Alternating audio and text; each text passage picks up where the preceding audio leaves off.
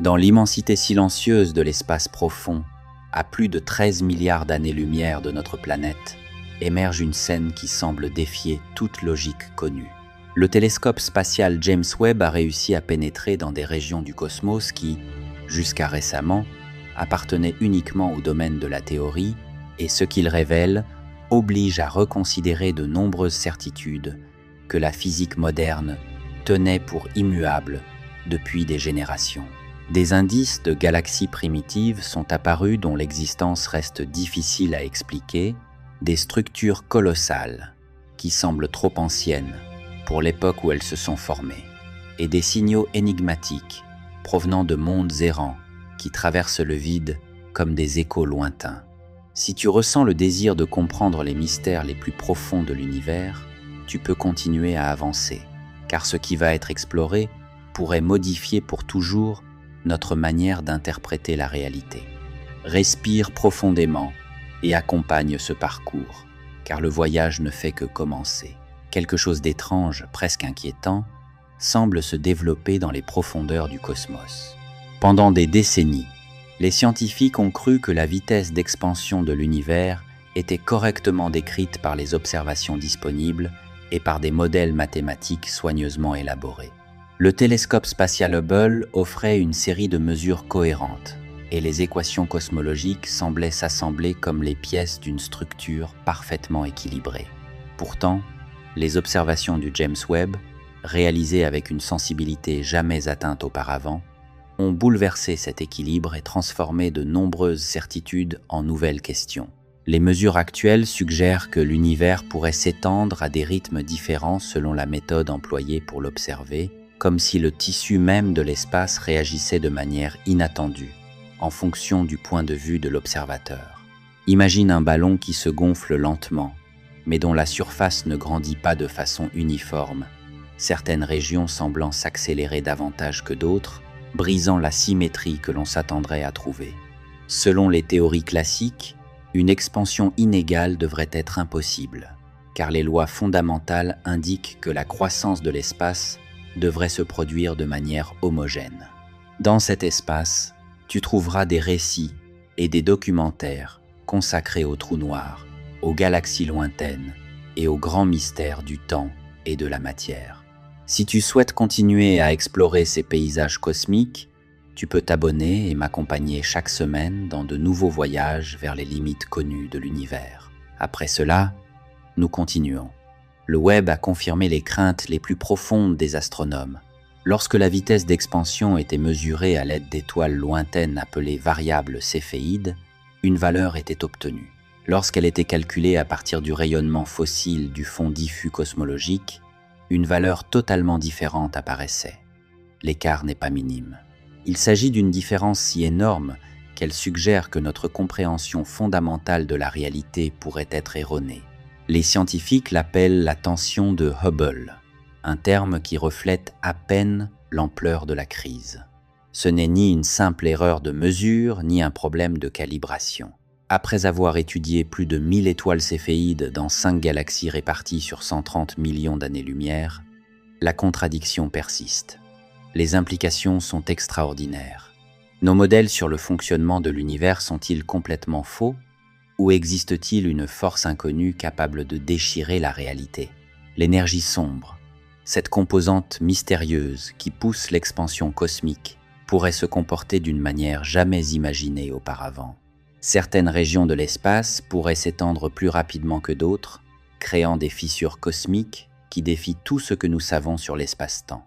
Adam Ries, le chercheur principal qui a mis en lumière cette crise, l'a déclaré sans détour. Une fois éliminée la possibilité d'erreur expérimentale, il reste la possibilité réelle et fascinante que nous ayons mal interprété l'univers de manière fondamentale. Le mot « fascinant » paraît presque insuffisant face aux implications. Si notre compréhension de l'expansion cosmique est incorrecte, alors toutes nos estimations concernant l'âge, la taille et le destin final de l'univers deviennent incertaines. La précision extraordinaire du Webb a éliminé tout doute concernant les mesures. Ce télescope comme Hubble détecte la même contradiction impossible.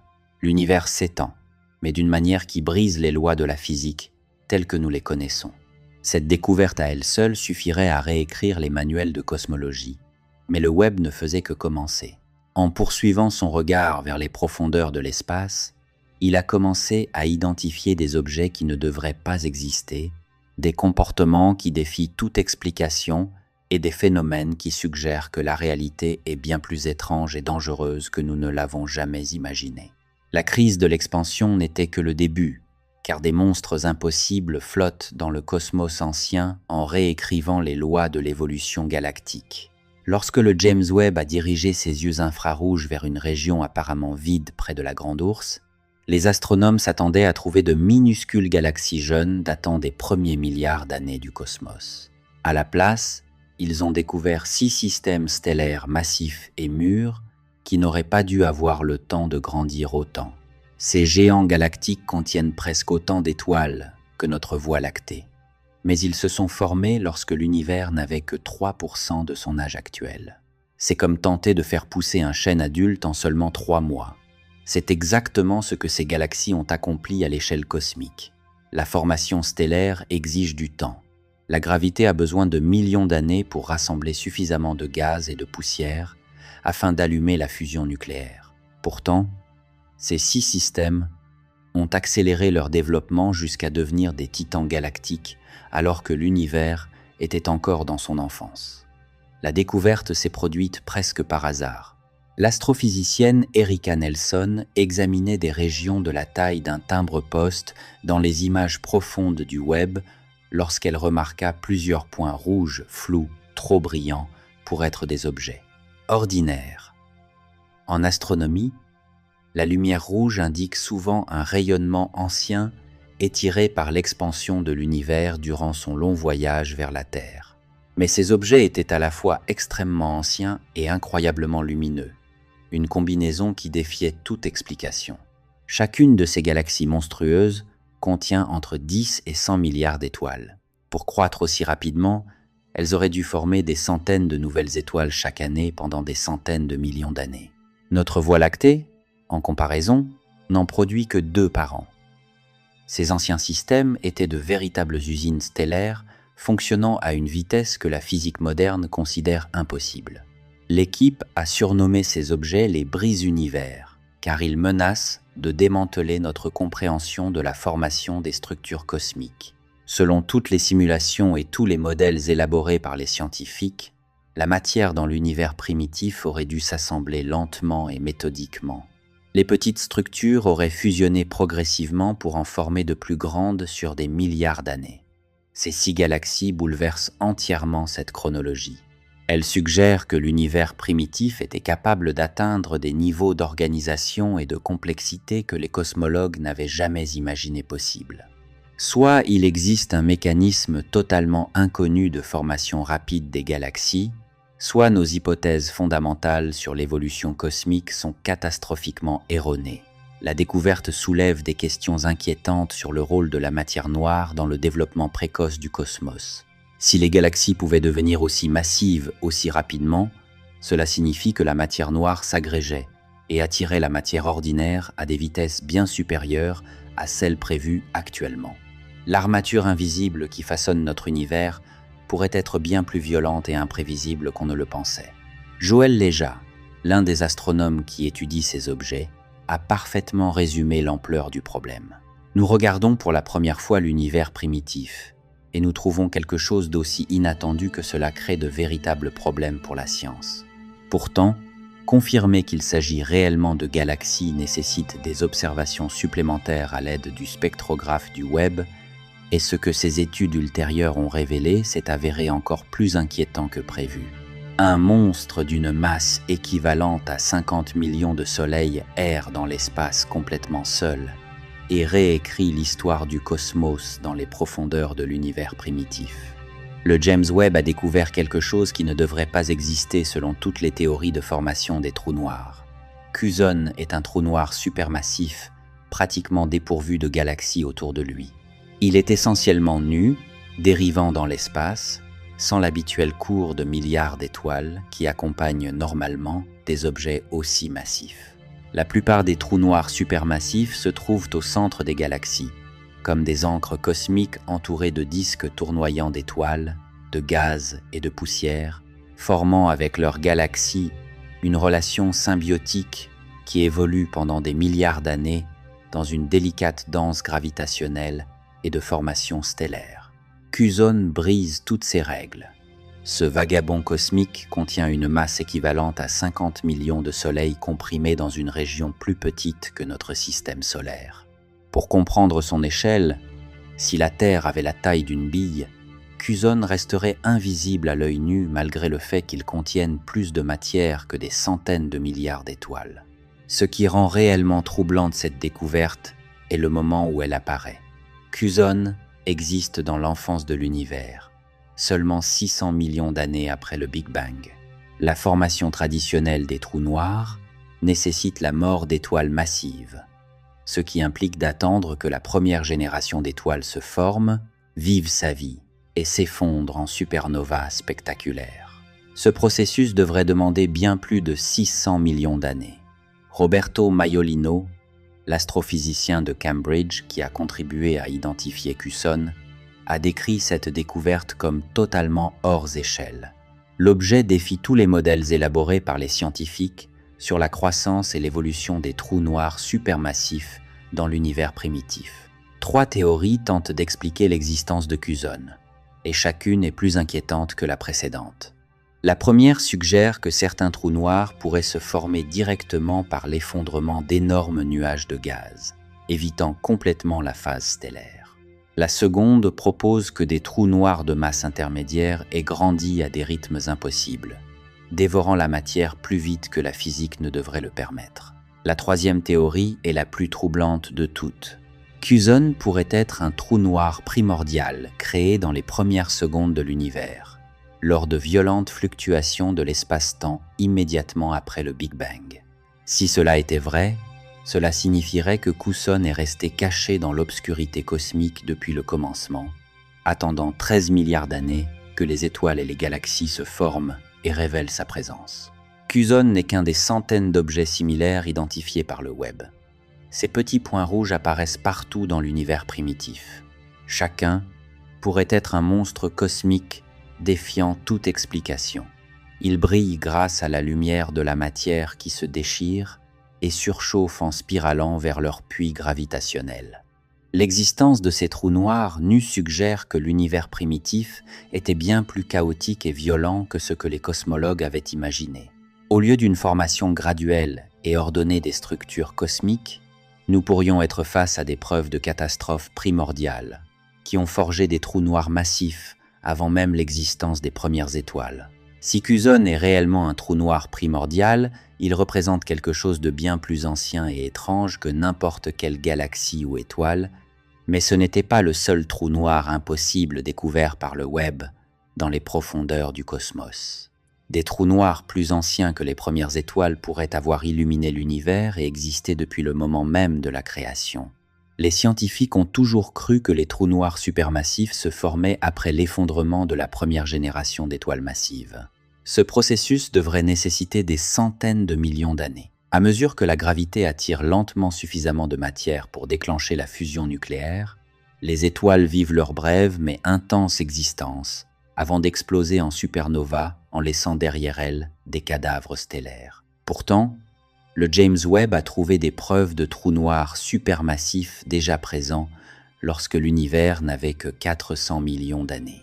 Trop tôt pour que le processus traditionnel fonctionne. Andrea Ferrara et son équipe de la Scuola Normale Supérieure de Pise proposent une solution radicale à cette énigme cosmique. Et si les trous noirs, et non les étoiles, avaient été les premières sources significatives de lumière dans l'univers?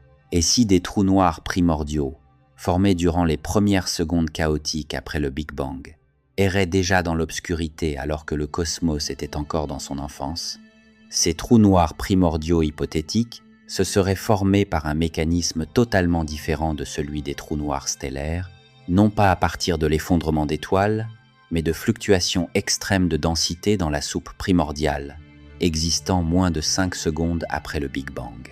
On peut imaginer l'univers primitif comme une marmite d'énergie et de matière en ébullition violente, certaines régions devenant si denses qu'elles s'effondraient directement en trous noirs sans passer par la formation d'étoiles. Les preuves recueillies par le web soutiennent ce scénario étrange. De nombreux objets lumineux de l'univers jeune apparaissent comme des points compacts, plutôt que comme des structures étendues, ce qui suggère qu'ils sont alimentés par des sources concentrées et non par une distribution diffuse de formations stellaires. Lorsque le gaz s'approche d'un trou noir, il se réchauffe à des températures extrêmes et émet une lumière intense. À de grandes distances, cette matière surchauffée peut sembler presque identique à la lumière des étoiles. Si cette théorie est correcte, cela signifierait que les trous noirs primordiaux se nourrissaient des premiers nuages de gaz de l'univers, croissant en masse et en taille, tout en illuminant simultanément le cosmos. Ces monstres seraient restés dans l'obscurité pendant des centaines de millions d'années, attendant essentiellement que l'univers évolue suffisamment pour leur fournir de la matière. Les implications sont extraordinaires. Les trous noirs primordiaux pourraient expliquer comment les trous noirs supermassifs ont grandi si vite dans l'univers primitif.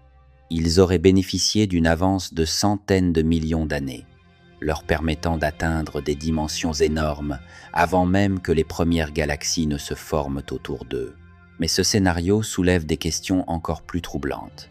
Si les trous noirs primordiaux étaient communs dans l'univers jeune, ils pourraient encore exister aujourd'hui, invisibles et indétectables. Certains pourraient même errer dans notre propre galaxie, reliques anciennes de la naissance violente du cosmos antérieure à toute étoile que nous pouvons voir. Ces monstres primordiaux représentent un changement fondamental dans notre compréhension de l'évolution cosmique. Au lieu d'un univers qui construit la complexité progressivement à partir de débuts simples, nous pourrions être face à un cosmos né avec des objets massifs et puissants, déjà intégrés dans sa structure. La détection de trous noirs primordiaux fournirait également des informations cruciales sur la physique du Big Bang, révélant les conditions des premiers instants de l'univers que nous ne pouvons aujourd'hui qu'imaginer. Mais les observations du web sur ces anciens trous noirs ont révélé un phénomène encore plus étrange qui défie notre compréhension même de la gravité. Deux galaxies sont en train de entrer en collision dans un accident cosmique qui crée une physique jamais observée auparavant. Lorsque les astronomes ont identifié pour la première fois l'objet surnommé la galaxie de l'infini, sa forme a immédiatement attiré l'attention. Cette rareté cosmique montre deux noyaux rouges compacts, chacun entouré d'anneaux lumineux, créant un motif parfait en forme de 8, rappelant le symbole mathématique de l'infini. Mais l'aspect inhabituel de la galaxie n'était que le début de ces mystères. La galaxie de l'infini s'est formée lorsque deux énormes galaxies à disques sont entrées en collision frontale dans un impact cosmique commencé il y a des millions d'années. Les collisions galactiques ne sont pas rares dans l'univers, mais ce choc particulier a créé quelque chose de sans précédent. Au lieu de la fusion chaotique typique qui détruit les structures originales, ces deux galaxies ont conservé leur identité tout en formant quelque chose de totalement nouveau. Ce qui rend cette collision réellement unique est la position du trou noir supermassif. Dans les fusions galactiques normales, les trous noirs centraux spiralisent l'un vers l'autre, fusionnant en un objet unique massif ou expulsant l'un d'eux du système. La galaxie de l'infini brise complètement ce schéma en abritant un trou noir dans une véritable terre de personnes gravitationnelles. Pieter van Dokkum et Gabriel Brammer, les astronomes qui ont découvert ce système, pensent observer un processus appelé formation directe de trous noirs. Au lieu de se former par la mort d'étoiles massives, ce trou noir pourrait s'être formé directement par l'effondrement d'un immense nuage de gaz créé lors de la collision galactique. Lorsque les deux galaxies sont entrées en collision, elles ont généré d'immenses flux de gaz circulant entre leurs noyaux. Dans certaines conditions, ces flux peuvent devenir si massifs et denses qu'ils s'effondrent directement en trous noirs sans passer par la formation d'étoiles. C'est comme observer une avalanche cosmique si puissante qu'elle crée son propre piège gravitationnel. Ce mécanisme d'effondrement direct pourrait expliquer l'un des résultats les plus déconcertants du web dans l'univers primitif. Le télescope a découvert des trous noirs supermassifs trop grands pour leur âge, qui ont atteint des dimensions énormes beaucoup plus rapidement que ne le permettent les modèles traditionnels. Si les trous noirs peuvent se former directement à partir de nuages de gaz en effondrement, ils pourraient atteindre l'état supermassif bien plus vite que prévu. La galaxie de l'infini représente un laboratoire en temps réel pour étudier ce processus exotique. Le trou noir semble se nourrir activement du gaz circulant entre les deux noyaux en collision, grandissant tandis que les astronomes l'observent.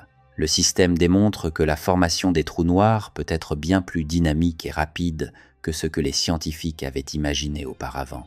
Mais l'aspect le plus inquiétant de la collision de la galaxie de l'infini n'est pas ce que nous voyons aujourd'hui, mais ce qu'elle suggère sur les processus violents qui ont façonné l'univers primitif. Si la formation par effondrement direct était courante dans la genèse du cosmos, cela signifie que l'univers a traversé une phase de violence et de chaos incroyable que nous commençons à peine à comprendre. Et cette violence a laissé derrière elle des objets encore plus étranges que les trous noirs errants. Des centaines de mondes orphelins errent dans l'espace par paires et émettent des signaux radio qui ne devraient pas exister. Le James Webb a identifié plus de 500 planètes flottantes libres dans la nébuleuse d'Orion qui n'orbitent autour d'aucune étoile. Ces vagabonds cosmiques, chacun à peu près de la taille de Jupiter, ont été expulsés de leur système d'origine et traversent désormais le froid de l'espace interstellaire. Ce qui les rend réellement étranges, c'est que beaucoup voyagent en duo, orbitant l'un autour de l'autre à des distances comprises entre 25 et 400 fois la distance entre la Terre et le Soleil.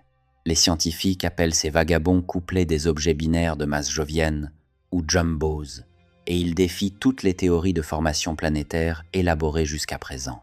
Normalement, les planètes se forment dans des disques de gaz et de poussière entourant des étoiles jeunes, accumulant lentement de la matière jusqu'à atteindre leur taille finale.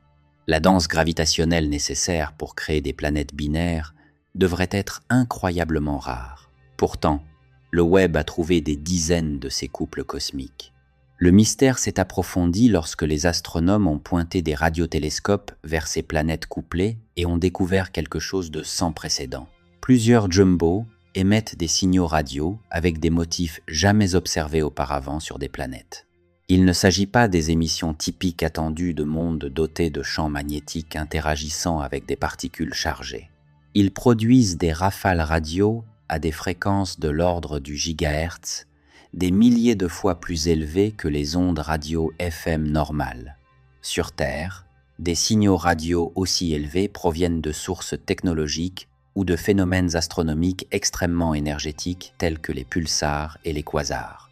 Les détectés provenant de planètes errantes suggèrent que ces mondes subissent des processus physiques qui n'existent nulle part ailleurs dans notre système solaire.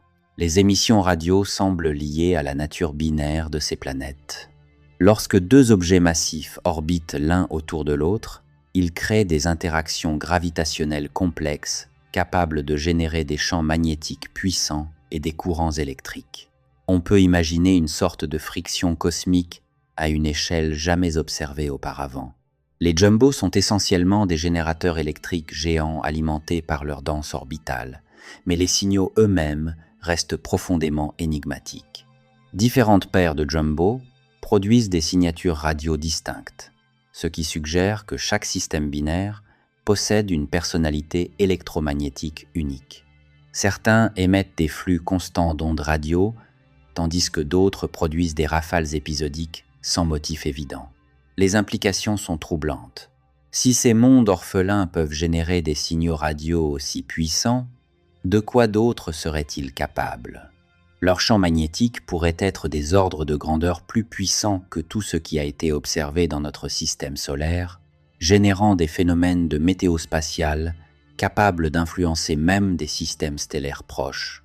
Plus inquiétant encore est ce que l'existence d'autant de jumbos suggère sur la formation des systèmes planétaires. Si des centaines de ces mondes appariés existent dans une seule nébuleuse, il pourrait y en avoir des millions, voire des milliards, dispersés à travers toute la galaxie. Chacun représente un système solaire avorté, une tragédie cosmique où les interactions gravitationnelles ont mal tourné et ont expulsé des planètes vers la nuit éternelle.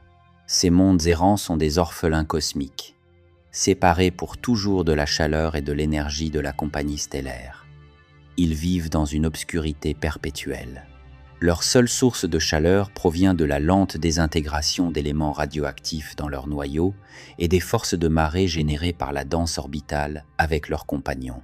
Mais aussi troublantes que soient les planètes errantes, elles n'ont pas été la découverte la plus marquante du web. Le télescope a identifié des mondes qui défient notre compréhension de la formation planétaire de manière encore plus fondamentale. La découverte suivante obligerait les scientifiques à reconsidérer tout ce qu'ils pensaient savoir sur la naissance des planètes autour des étoiles jeunes. Un jeune système stellaire est en train de briser les règles de base de la formation planétaire, créant des mondes faits des mauvais matériaux.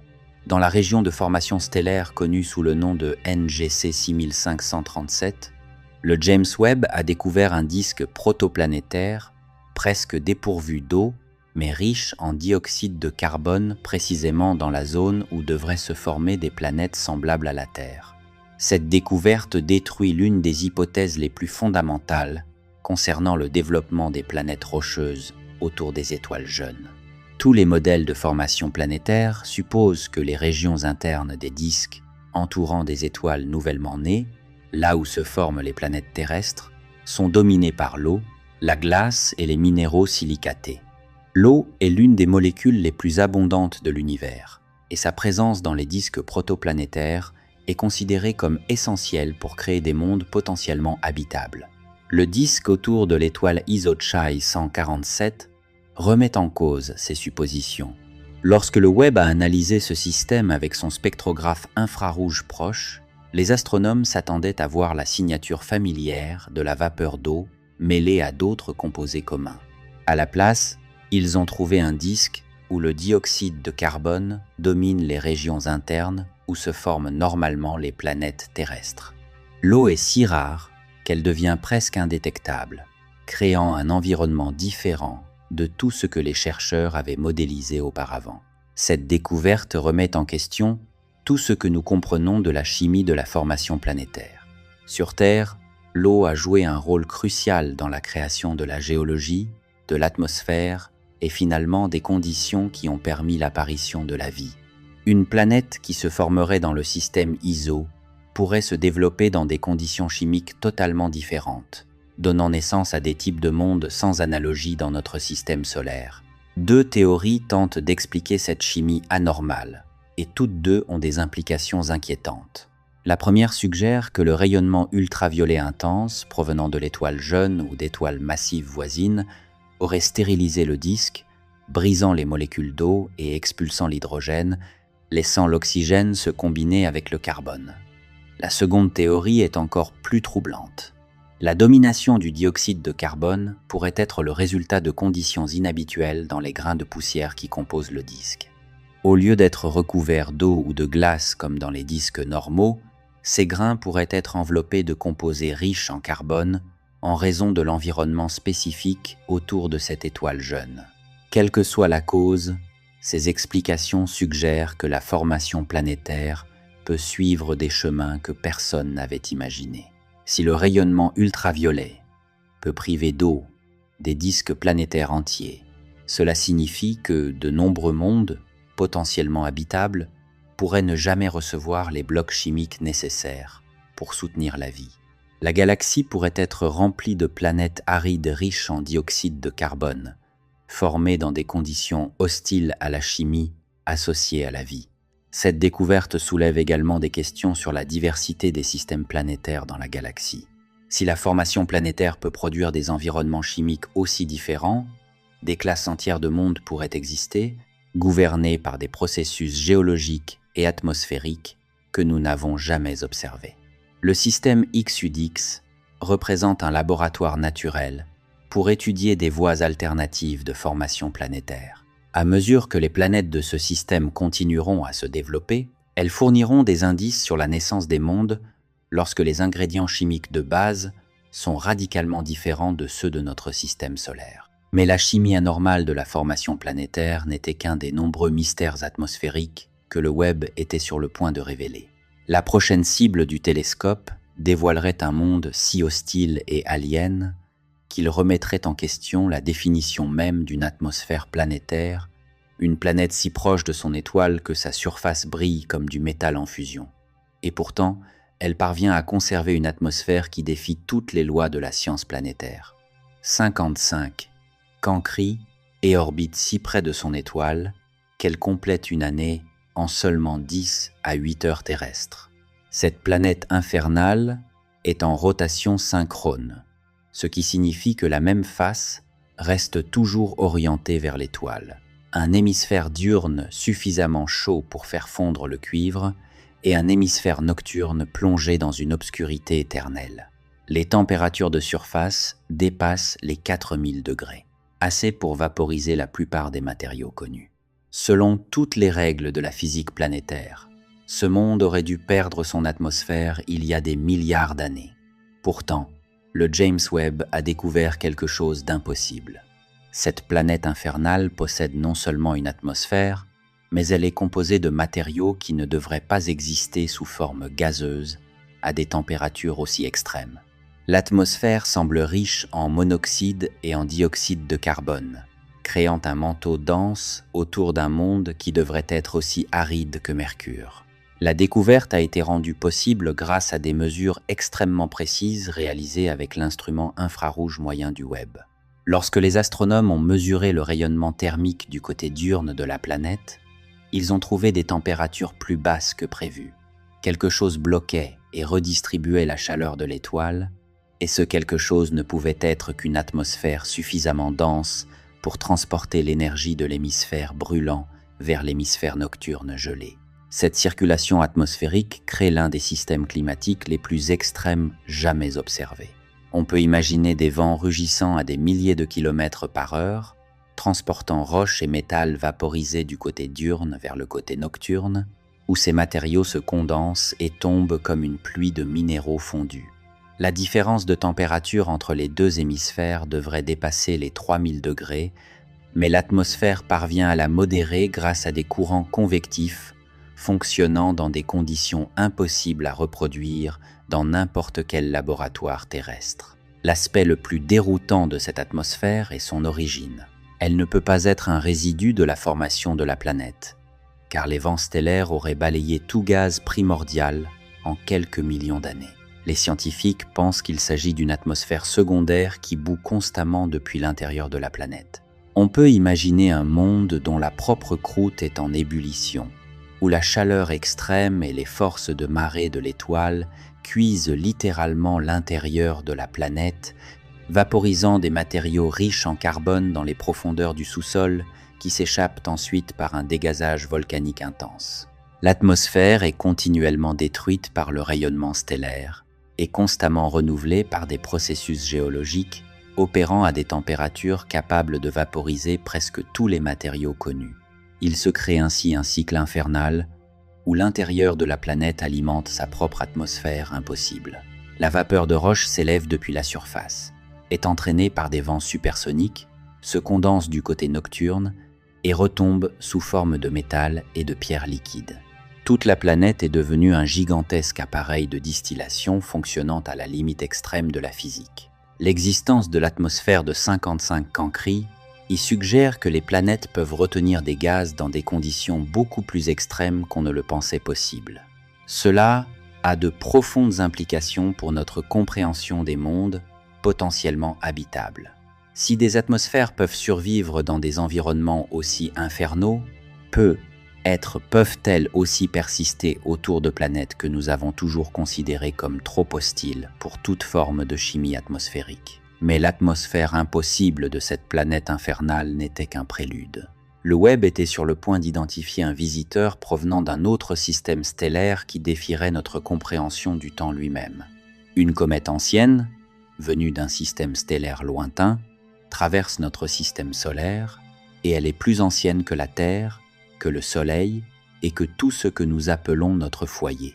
À première vue, la comète 3I Atlas semble ordinaire, avec environ 11 km de diamètre, composée de glace et de roches, destinée à passer près de notre Soleil avant de retourner dans le vide interstellaire. Pourtant, l'analyse détaillée du James Webb a révélé quelque chose qui ne devrait pas être possible. Ce visiteur interstellaire a environ 7 milliards d'années, 3 milliards de plus que tout le système solaire. En suivant sa trajectoire gravée dans l'espace, les astronomes ont découvert qu'elle provient du disque épais de la Voie lactée, une région peuplée d'étoiles anciennes formées lorsque l'univers était bien plus jeune. Ce vagabond cosmique a voyagé dans l'obscurité interstellaire pendant des éons, bien avant que le Soleil ne naisse dans une lointaine nurserie stellaire. Il est plus ancien que la Terre, que Mars, que Jupiter et que toute autre planète de notre voisinage cosmique. L'analyse spectroscopique du Webb a montré que la coma de la comète, le nuage de gaz et de poussière qui entoure son noyau, est dominé par le dioxyde de carbone plutôt que par la vapeur d'eau typique de nos comètes. Cette composition anormale offre des indices sur l'environnement chimique du système stellaire dans lequel elle s'est formée il y a des milliards d'années. La comète voyage à plus de 130 000 miles par heure, suffisamment vite pour traverser les États-Unis en moins de 2 minutes. Son orbite est inhabituellement plate et rectiligne, très différente de celle de n'importe quel objet de notre système. Cette intruse interstellaire suit les règles gravitationnelles de la galaxie, et non celles du Soleil, traitant tout le système solaire comme un simple obstacle à contourner. Ce qui la rend réellement troublante, c'est ce qu'elle représente. 3I Atlas est un messager d'une époque où l'univers était radicalement différent de celui d'aujourd'hui. Il y a 7 milliards d'années, la Voie lactée était bien plus chaotique et violente.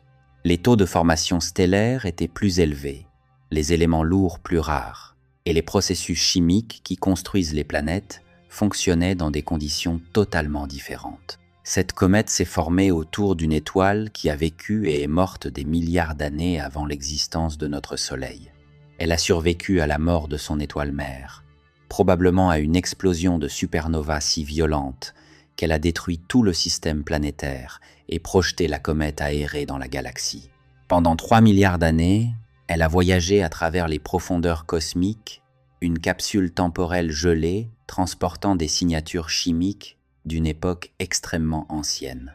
Le fait que nous l'observions aujourd'hui soulève des questions inquiétantes sur le nombre d'autres visiteurs anciens qui pourraient traverser notre système solaire sans être détectés. 3I Atlas n'est que le 3e objet interstellaire jamais confirmé, mais les modèles statistiques suggèrent que des dizaines, voire des centaines de ces voyageurs cosmiques devraient traverser notre voisinage à tout moment. Chacun représente un fragment d'un monde détruit, un morceau d'histoire cosmique ayant survécu à des catastrophes que nous pouvons à peine imaginer. Ce sont de véritables artefacts archéologiques de systèmes stellaires qui existaient lorsque l'univers était jeune, porteurs d'informations sur les conditions galactiques d'époque qu'aucun autre objet ne peut révéler. Mais 3I Atlas est aussi un rappel du destin final de notre propre système solaire. Dans quelques milliards d'années, lorsque le Soleil commencera à mourir, des objets de notre monde pourraient être expulsés vers l'espace interstellaire, devenant d'anciens vagabonds destinés à déconcerter les astronomes de galaxies lointaines longtemps après la disparition de la Terre. La visite de cette comète antique n'était qu'un avant-goût des échelles temporelles cosmiques qui écrasent toute compréhension humaine, mais les observations du Webb ont révélé des objets encore plus énigmatiques que les visiteurs venus de systèmes stellaires morts. 300 objets mystérieux brillent dans l'univers primitif, et les astronomes ne parviennent pas à comprendre ce qu'ils sont. Les études profondes du James Webb ont découvert une nouvelle population d'objets cosmiques qui ne correspondent à aucune catégorie connue. Ces petits points rouges apparaissent comme de minuscules étincelles cramoisies dispersées dans les images de l'univers jeune, mais leurs propriétés sont si inhabituelles que les scientifiques ont du mal à les classer. Chacun est bien plus lumineux qu'il ne devrait l'être selon tout ce que nous savons sur la formation des étoiles et des galaxies dans la jeunesse du cosmos. Le mystère commence avec leur couleur. En astronomie, la lumière rouge indique souvent une grande distance ou des températures basses. Ces objets sont effectivement très éloignés. Ils existaient lorsque l'univers avait moins d'1 milliard d'années, mais ils sont aussi incroyablement brillants. Ils produisent d'énormes quantités d'énergie par des processus inconnus. créant une combinaison de propriétés qui ne correspond à aucun objet de l'univers moderne. En utilisant des techniques avancées comme l'imagerie infrarouge et l'analyse de la distribution spectrale de l'énergie, les astronomes de l'Université du Missouri ont identifié 300 de ces points rouges énigmatiques dans les données du web. Chacun semble avoir une taille comparable à celle des premières galaxies, mais produit beaucoup plus de lumière que ne le prévoient les modèles actuels. S'il s'agit de galaxies, elles sont différentes de toutes celles qui existent aujourd'hui. Elles sont si lumineuses qu'elles obligent les scientifiques à repenser toute la chronologie de la formation galactique. Les modèles traditionnels prédisent que les premières galaxies ont grandi lentement, accumulant de la matière par effondrement gravitationnel pendant des centaines de millions d'années. Ces petits points rouges suggèrent au contraire qu'un processus inconnu produisait des structures massives et lumineuses bien plus rapidement que ne le permet la théorie. Mais ici, le mystère devient encore plus profond. Lorsque les astronomes tentent de déterminer ce qui produit réellement toute cette lumière, les réponses deviennent encore plus confuses. Certains objets apparaissent comme des points compacts, ce qui suggère qu'ils pourraient être alimentés par des trous noirs supermassifs plutôt que par une distribution diffuse de formations stellaires. D'autres montrent des signes de structure étendue, indiquant qu'ils pourraient être de véritables galaxies plongées dans une formation stellaire extraordinairement intense. La possibilité la plus troublante est que ces objets représentent une phase totalement inconnue de l'évolution cosmique. Durant le premier milliard d'années, les conditions physiques de l'univers étaient radicalement différentes. La matière était plus dense, les interactions de la matière noire plus fréquentes et la toile cosmique encore en formation. Il est possible que ces conditions aient permis l'apparition d'objets qui ne peuvent exister dans le cosmos moderne. Certains de ces petits points rouges montrent des signes de processus énergétiques extrêmement élevés, émettant des rayons X, un rayonnement ultraviolet et une lumière infrarouge, selon des schémas qui suggèrent une production d'énergie violente et chaotique. Quel que soit le mécanisme qui les alimente, ils fonctionnent dans des conditions extrêmes qui défient les limites de la physique connue. De plus, ces objets semblent distribués de manière aléatoire, dans l'espace, plutôt que regroupés dans les régions où nous attendrions la formation précoce de galaxies. Cette distribution aléatoire suggère qu'ils pourraient représenter une propriété fondamentale de l'univers primitif, plutôt que des phénomènes rares ou isolés. Bang Yan-sun, le doctorant qui dirige la recherche, souligne que même si seulement quelques-uns de ces objets sont confirmés comme réels, ils obligeront les scientifiques à modifier profondément les théories sur la formation des galaxies. La quantité énorme d'objets mystérieux détectés par le web suggère que notre compréhension de la genèse de l'univers est radicalement incomplète. Les petits points rouges représentent être le défi le plus profond pour la cosmologie que le web ait jamais révélé, mais leur énigme pâlit face à ce que le télescope a découvert en observant la structure à grande échelle du cosmos lui-même. Des galaxies dans de vastes régions de l'espace tournent selon des schémas synchronisés qui suggèrent que l'univers pourrait être né en rotation. Dans ce qui pourrait être l'un des résultats les plus surprenants du James Webb, les astronomes ont trouvé des preuves que des galaxies séparées par des millions d'années-lumière tournent avec des orientations coordonnées. Cette chorégraphie cosmique défie notre compréhension de la formation des structures et ouvre la possibilité que tout l'univers soit né avec une direction privilégiée de rotation. La découverte provient des observations de 263 galaxies capturées lors de l'étude extragalactique profonde avancée du web. Lorsque les astronomes ont analysé l'orientation et les modèles de rotation de ces systèmes lointains, ils ont trouvé quelque chose qui ne devrait pas être possible.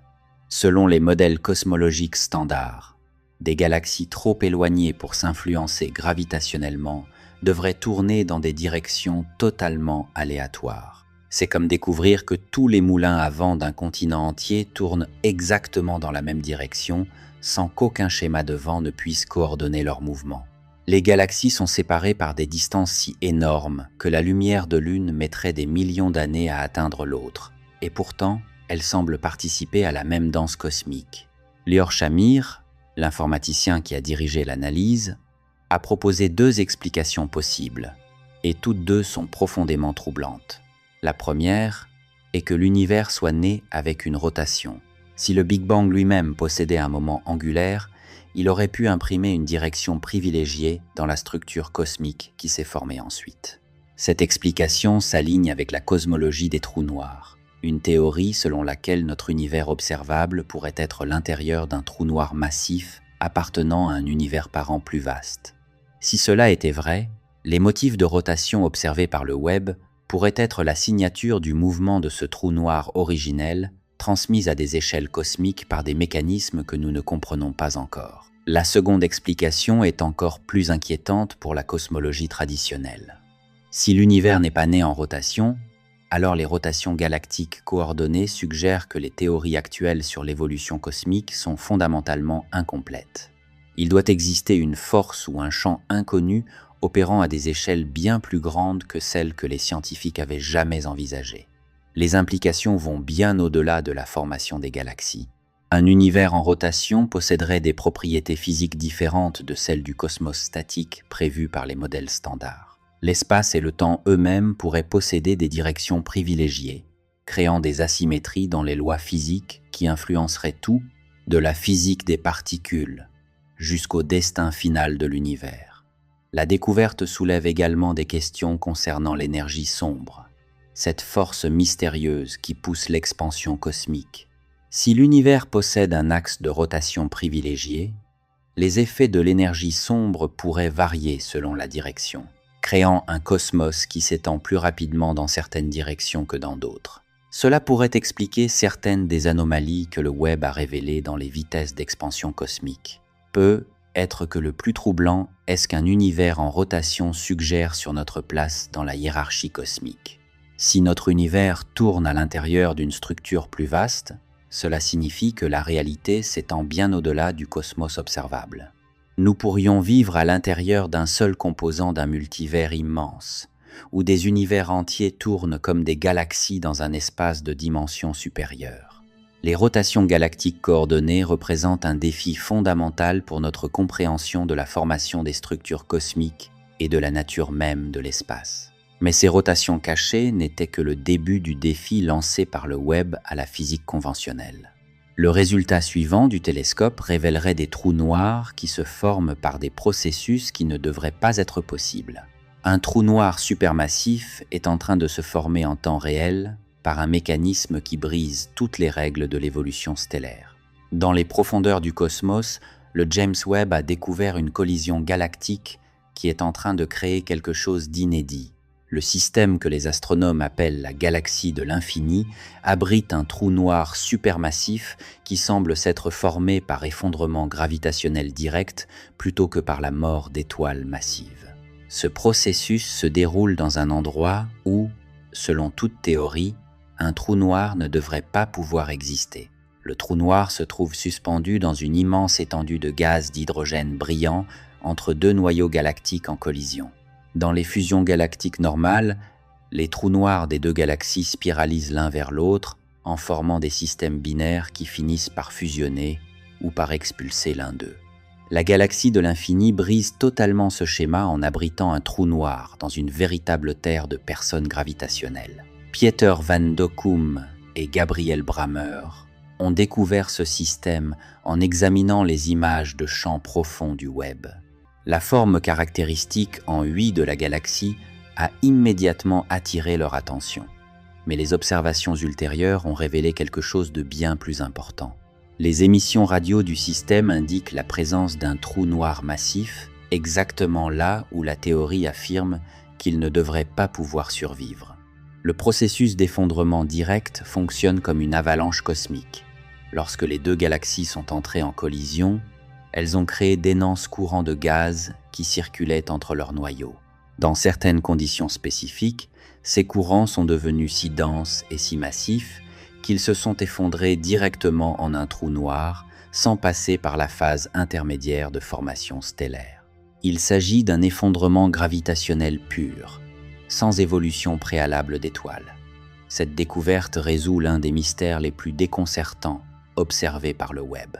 Le télescope a trouvé des trous noirs supermassifs dans tout l'univers primitif, qui sont trop grands pour leur âge. La formation traditionnelle d'un trou noir nécessite que des étoiles massives naissent, vivent et explosent en supernova, un processus qui demande des centaines de millions d'années.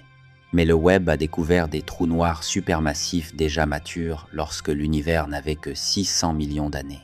Les trous noirs, formés par effondrement direct, peuvent atteindre des tailles supermassives beaucoup plus rapidement, parce qu'ils commencent leur existence avec d'énormes quantités de matière. Au lieu de partir de restes stellaires et de croître lentement par accrétion, ils se forment directement avec des masses potentiellement des millions de fois supérieures à celles du Soleil. Cet avantage initial leur permet de devenir les colosses que nous observons dans l'univers primitif.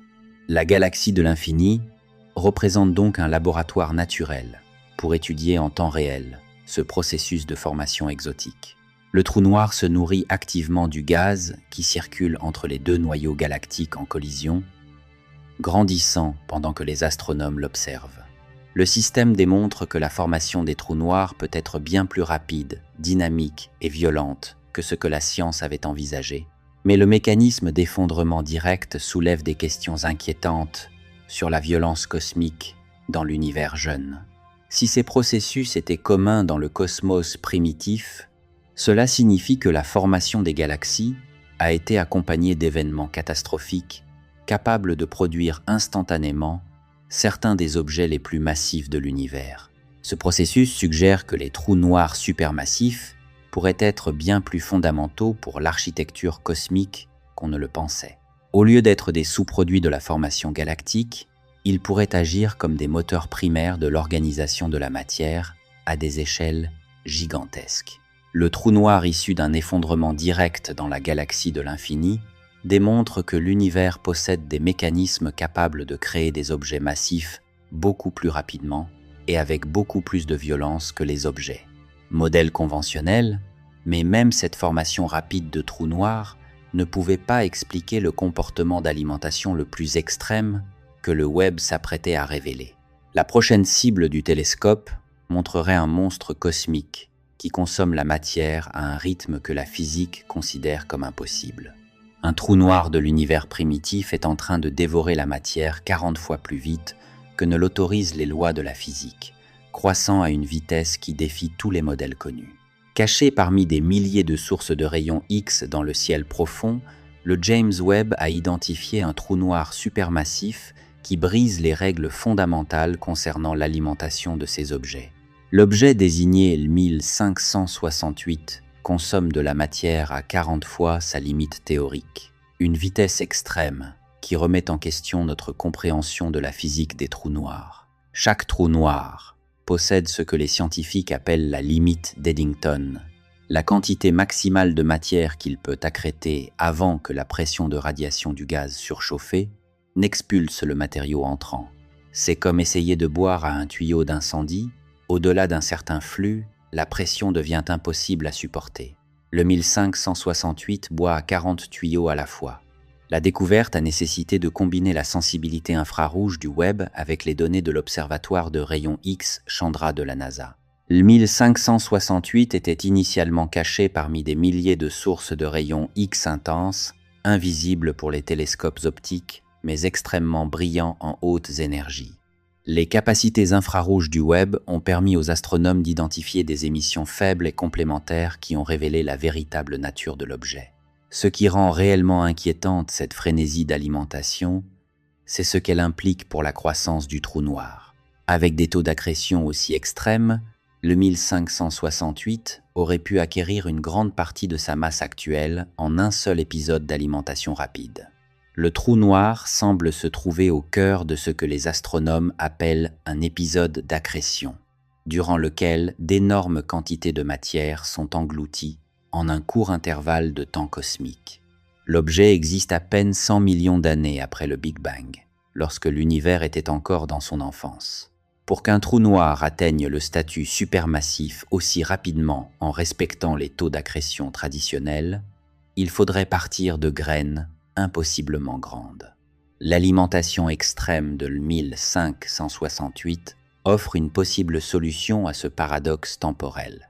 La rapidité et la quantité de matière qui s'écoule vers le trou noir suggèrent qu'une partie substantielle de sa croissance aurait pu se produire par des épisodes similaires, non par des processus graduels étalés sur des milliards d'années, mais par des événements violents, capables de multiplier la masse du trou noir par 10 ou plus en un instant cosmique. La physique d'une accrétion aussi extrême reste encore mal comprise.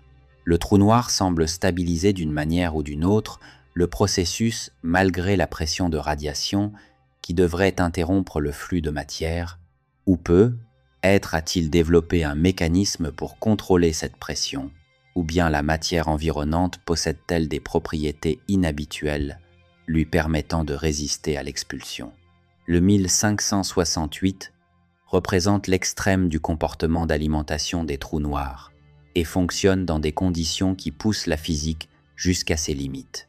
Cette découverte suggère que l'univers jeune abritait des épisodes d'alimentation bien plus violents et rapides que tout ce que l'on observe dans le cosmos moderne. Ces épisodes d'accrétion furieuse pourraient expliquer comment les trous noirs supermassifs ont atteint des tailles énormes, si tôt dans l'histoire cosmique, non pas par une croissance lente et constante, mais grâce à de brèves et puissantes vagues d'alimentation. Mais l'alimentation impossible de 1568 n'était qu'un exemple du comportement étrange que le Webb révélait dans tout l'univers primitif. Les observations du télescope montraient que la jeunesse du cosmos était bien plus chaotique et violente que quiconque ne l'avait imaginé. Des galaxies massives apparaissent mortes et silencieuses dans des régions de l'espace où elles devraient briller d'une intense formation stellaire, et les astronomes ne parviennent pas à expliquer pourquoi elles ont cessé de croître. Nous avons créé cette chaîne avec un objectif: partager le savoir et rapprocher les mystères de l'univers de tous. Car comprendre le cosmos signifie aussi nous comprendre nous-mêmes. Abonne-toi et fais partie de cette mission. Maintenant, continuons. Le James Webb a découvert ce que les chercheurs appellent des galaxies belles au bois, dormant dispersées dans tout l'univers primitif, des systèmes stellaires massifs qui ont mystérieusement interrompu leur formation d'étoiles, précisément au moment où ils auraient dû être les plus actifs. Ces géants cosmiques contiennent des milliards d'étoiles, mais ne montrent aucun signe de création de nouvelles, défiant tous les modèles d'évolution galactique. La découverte est apparue lorsque les astronomes ont examiné des galaxies formées entre 600 millions et 6 milliards d'années après le Big Bang. Durant cet intervalle, l'univers était rempli de gaz et de matière noire, des conditions idéales pour une formation stellaire intense. La plupart des galaxies de cette époque devraient briller de la lumière d'étoiles nouvellement nées, consommant du gaz à grande vitesse pour construire leur population stellaire. Pourtant, le Webb a trouvé de nombreuses galaxies massives, apparemment plongées dans une sorte d'hibernation. Ces systèmes possèdent des masses stellaires comparables à celles de la Voie lactée, mais ne montrent pas la formation stellaire vigoureuse attendue pour des galaxies aussi jeunes. Elles sont comme des villes gigantesques, où toute construction s'est arrêtée soudainement sans raison apparente. Le surnom Belle au bois dormant provient de leur état inactif au moment où elles auraient dû être les plus dynamiques. Mais contrairement au conte, il n'existe aucune explication claire pour leur sommeil cosmique. Plusieurs théories tentent d'interpréter ce comportement et chacune remet en question des hypothèses fondamentales. La première suggère que les trous noirs supermassifs au centre de ces galaxies sont devenus si actifs qu'ils ont chauffé le gaz environnant et empêché son effondrement pour former de nouvelles étoiles. Ce processus, appelé rétroaction du noyau galactique actif, peut arrêter la formation stellaire, mais le calendrier ne correspond pas. Les galaxies belles au bois dormant semblent avoir cessé leur formation stellaire avant que leurs trous noirs centraux ne deviennent suffisamment énergétiques pour provoquer un tel réchauffement. Quelque chose d'autre doit avoir causé leur léthargie. Une seconde théorie propose que ces galaxies aient consommé leur gaz trop rapidement lors d'une phase initiale de formation stellaire extrêmement intense, se retrouvant littéralement à court de carburant. Cela nécessiterait des taux de formation stellaire plus élevés que ceux prédits par les modèles actuels, suggérant que les galaxies primordiales pouvaient créer des étoiles avec une efficacité bien supérieure à celle des systèmes modernes. L'hypothèse la plus inquiétante est que les galaxies belles au bois dormant aient été influencées par un processus inconnu qui n'existe plus dans l'univers moderne. le cosmos jeune fonctionnait dans des conditions physiques différentes, avec des densités de matière plus élevées et des distributions de matière noire distinctes. Peut-être que ces conditions permettaient des types de formations structurelles qui ne peuvent plus se produire aujourd'hui.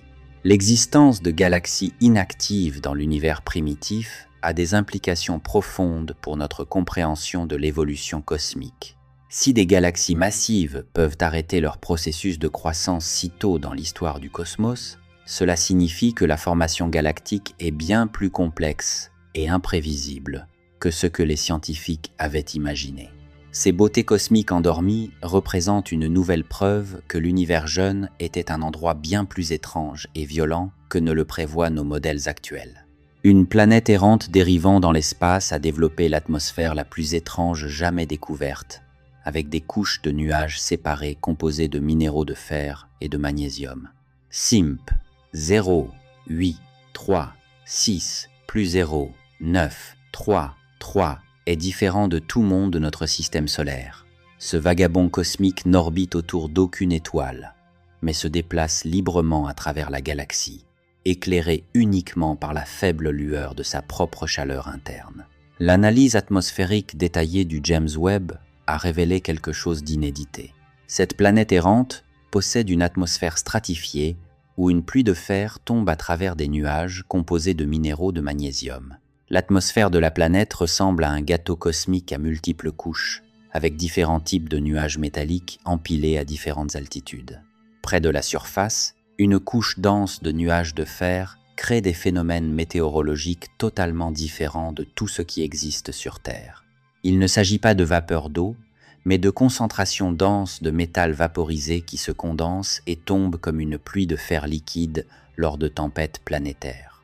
Plus haut dans l'atmosphère, une seconde couche de nuages composée de forstérite, un minéral riche en magnésium courant dans les météorites, génère un système météorologique totalement distinct.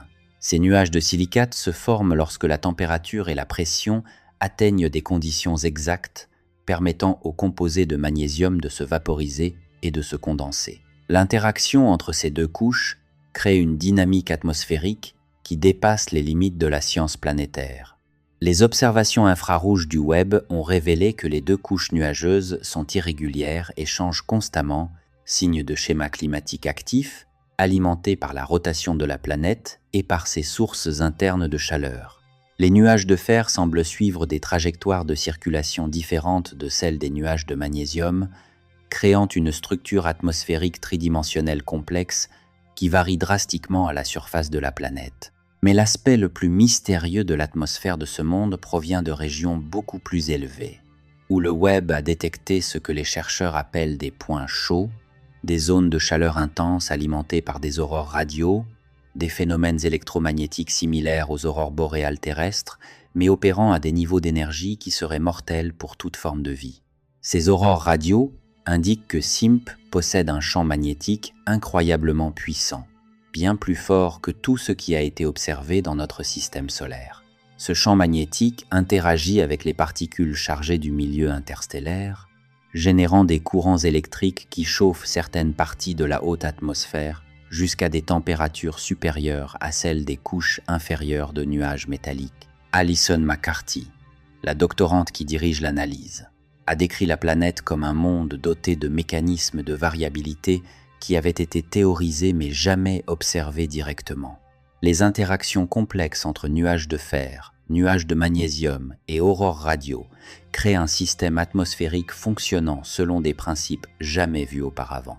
L'existence d'une chimie atmosphérique aussi complexe sur une planète errante soulève des questions troublantes sur la formation et l'évolution des planètes. SIMP 3.3 a réussi d'une certaine manière à développer et à maintenir cette atmosphère élaborée, tout en traversant le froid vide interstellaire, loin de toute source d'énergie stellaire. Cela suggère que les planètes errantes pourraient soutenir des processus atmosphériques bien plus complexes qu'on ne le pensait possible. Si un monde errant peut développer des pluies de fer et des nuages de magnésium, des millions d'objets similaires pourraient exister dans toute la galaxie, chacun abritant des phénomènes atmosphériques uniques que nous n'avions jamais envisagés. Ce monde de pluie métallique représente une nouvelle catégorie d'atmosphère planétaire qui défie notre compréhension des systèmes climatiques possibles dans l'univers.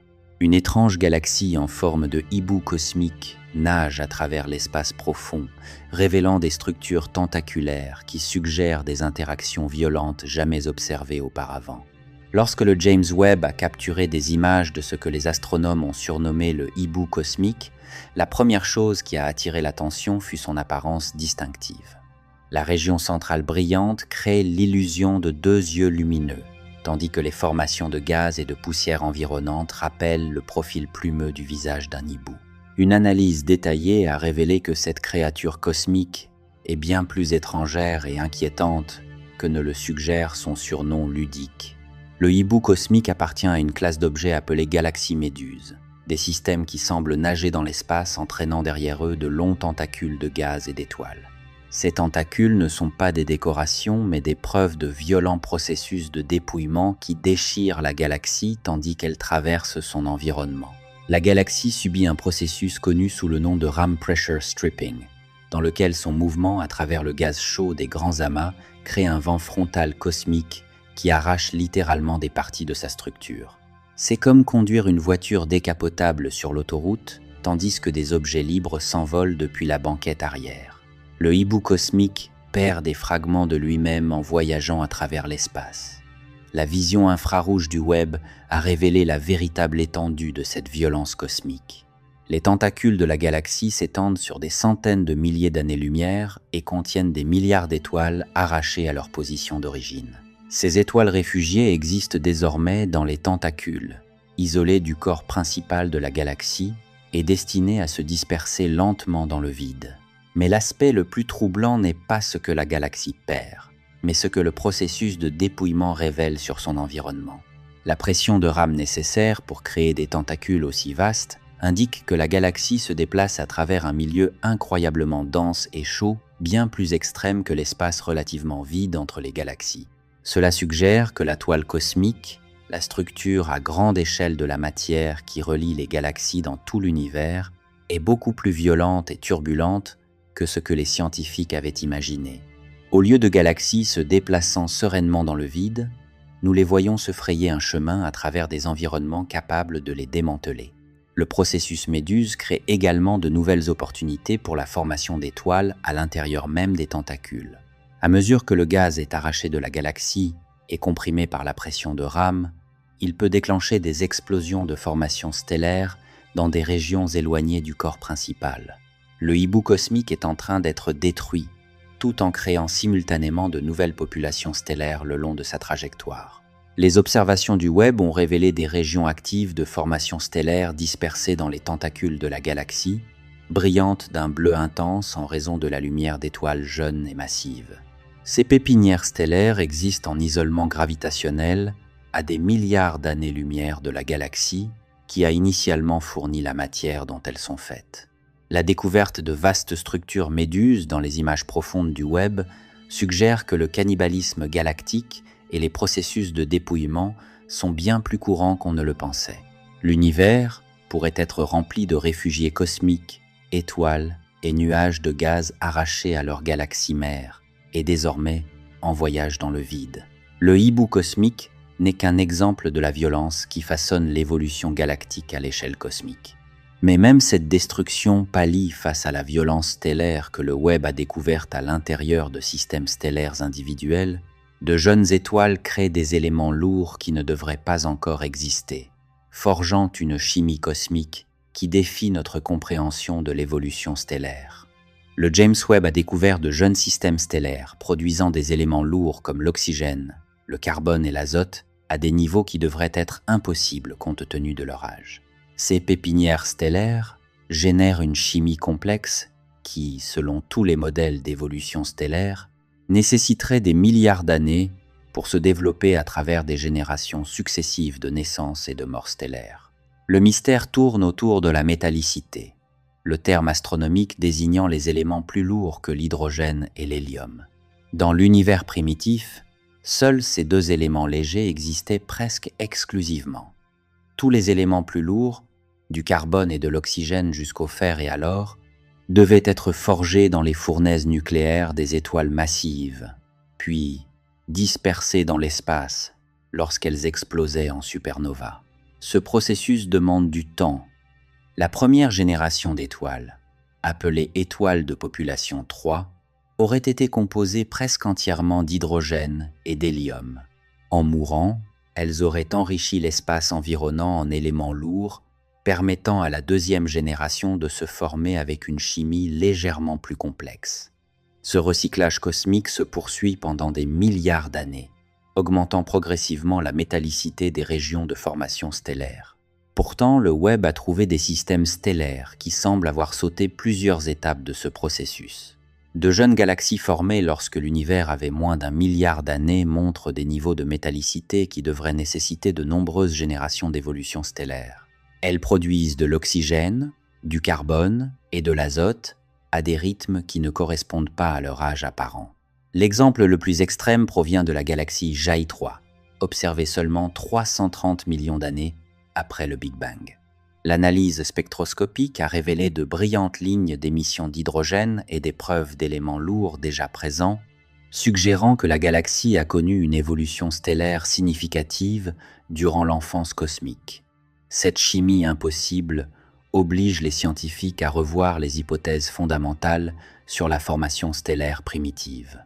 Soit la première génération d'étoiles était beaucoup plus massive et de vie plus courte que ne le prédisent les modèles actuels, permettant une création et une dispersion rapide des éléments lourds, soit un processus totalement inconnu, enrichissait l'univers primitif d'une chimie complexe.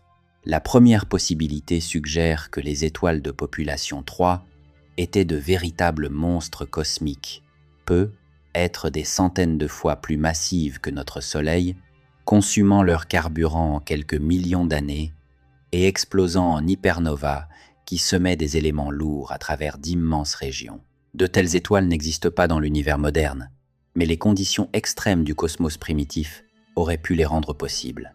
La seconde possibilité est encore plus inquiétante. Si des processus inconnus créaient des éléments lourds dans l'univers primitif, cela signifie que notre compréhension de l'évolution chimique cosmique est incomplète. Un mécanisme au-delà de la nucléosynthèse stellaire aurait pu être actif durant la jeunesse du cosmos, générant une chimie complexe par des voies encore non identifiées. L'évolution rapide de la métallicité observée par le Webb influence également notre compréhension de la formation planétaire et du potentiel d'une vie précoce. Si les éléments lourds étaient disponibles bien plus tôt que prévu, les planètes rocheuses et les composants chimiques de la vie auraient pu se former bien plus tôt dans l'histoire de l'univers.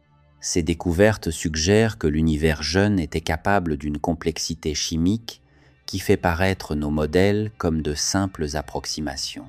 Un monde orbitant l'étoile la plus proche de notre Soleil continue d'apparaître et de disparaître dans les observations du Webb, et les astronomes ne parviennent pas à comprendre pourquoi il existe même.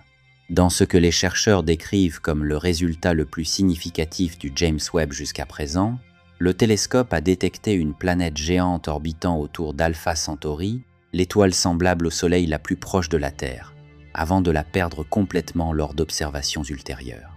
Cet acte de disparition cosmique a créé l'un des mystères les plus déroutants de la science des exoplanètes.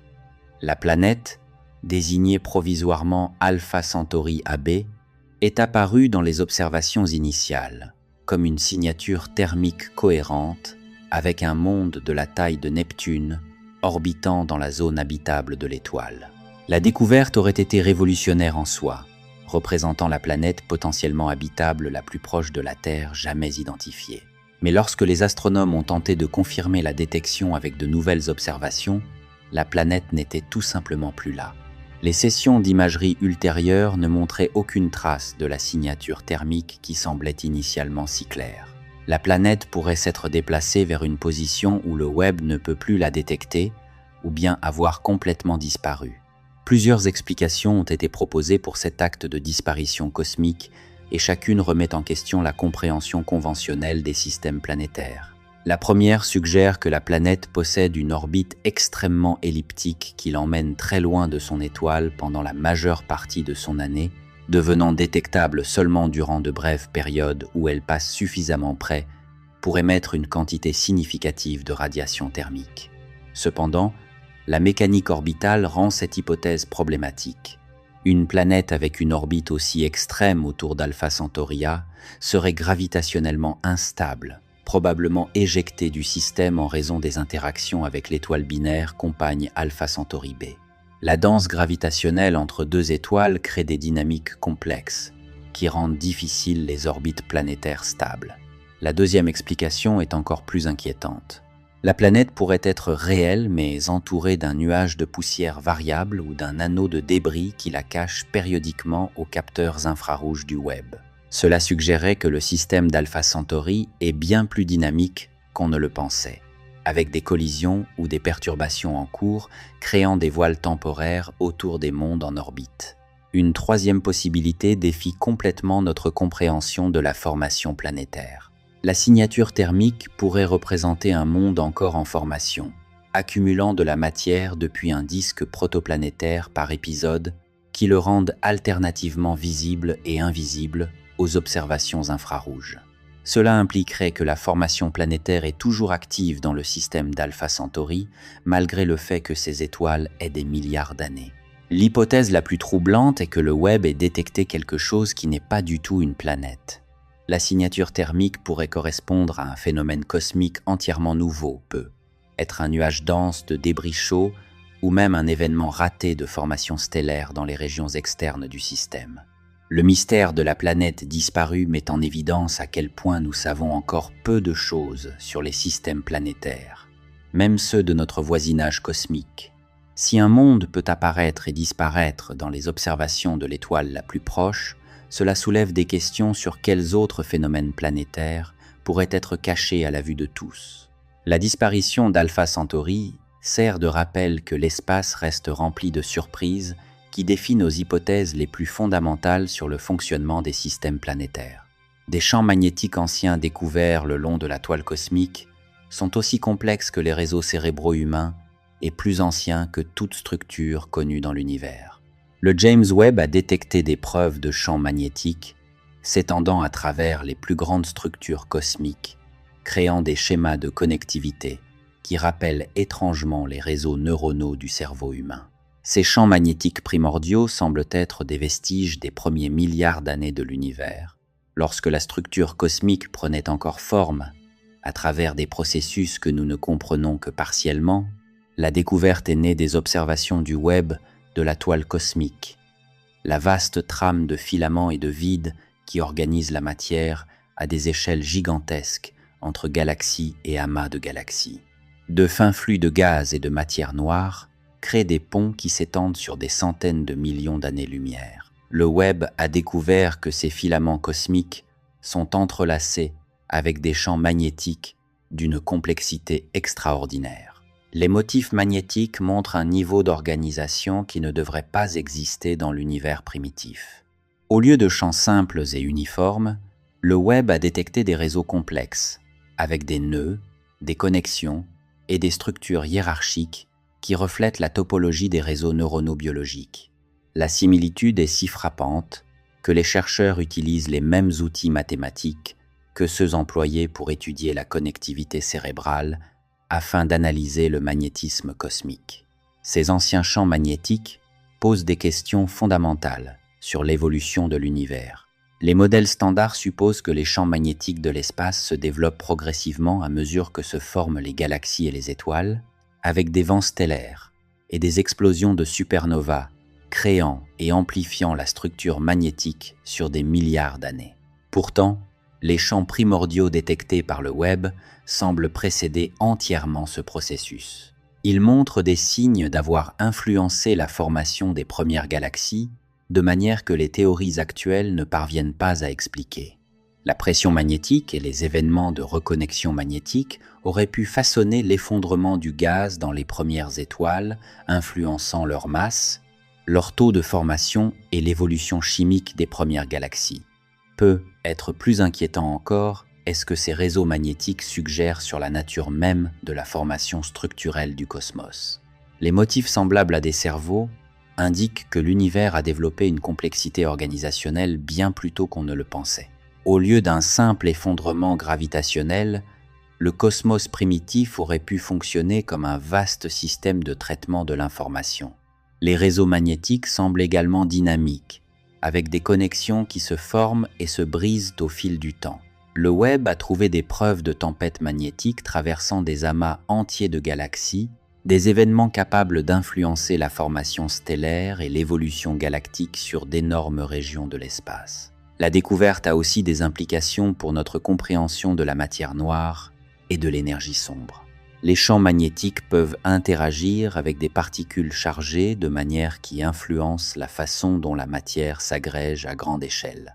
Si le magnétisme primordial était plus complexe et plus puissant que ne l'assument les modèles actuels, cela pourrait expliquer certaines des divergences que le web a révélées dans la formation des structures cosmiques. Les réseaux magnétiques semblables à des cerveaux représentent un défi profond pour notre idée de la manière dont la complexité émerge dans l'univers. Si de telles structures organisationnelles existaient déjà dans la jeunesse de la toile cosmique, elles suggèrent que le cosmos possède des tendances intrinsèques vers la complexité que nous n'avions pas encore reconnue. Ces champs magnétiques primordiaux pourraient être la preuve que l'univers lui-même possède des propriétés analogues au système vivant, avec des capacités de traitement de l'information et d'auto-organisation qui émergent de processus physiques encore inconnus. Un trou noir supermassif au centre de notre galaxie pulse avec des rythmes irréguliers qui suggèrent une physique inconnue opérant à la limite même de l'espace-temps. Sagittarius A, le trou noir de 4 millions de masses solaires situé au centre de la Voie lactée, surprend silencieusement les astronomes depuis des décennies. Mais la surveillance continue du James Webb a révélé quelque chose d'inédit. Le monstre cosmique montre des fluctuations de luminosité irrégulières qui ressemblent à un battement sans aucun motif reconnaissable. En utilisant la caméra proche infrarouge, les chercheurs ont observé Sagittarius à fois pendant 48 heures, réparties en plusieurs sessions au cours d'une année. Ce qu'ils ont découvert est un trou noir en activité constante, avec son disque d'accrétion produisant une série continue mais chaotique de variations de luminosité interrompues par des éruptions soudaines et dramatiques. Les observations ont montré une lueur bouillonnante en constante évolution autour de la région de l'horizon des événements du trou noir. Et, soudainement, d'énormes explosions de radiation surgissaient du disque d'accrétion avant de s'éteindre à nouveau. Ces éclats semblent complètement aléatoires, défiant toute tentative de trouver des motifs ou des périodicités cachées. F. Youssefzadeh, le professeur de la Northwestern University qui dirige la recherche, a décrit le phénomène comme quelque chose de différent de tout ce qui a été observé auparavant dans d'autres trous noirs supermassifs.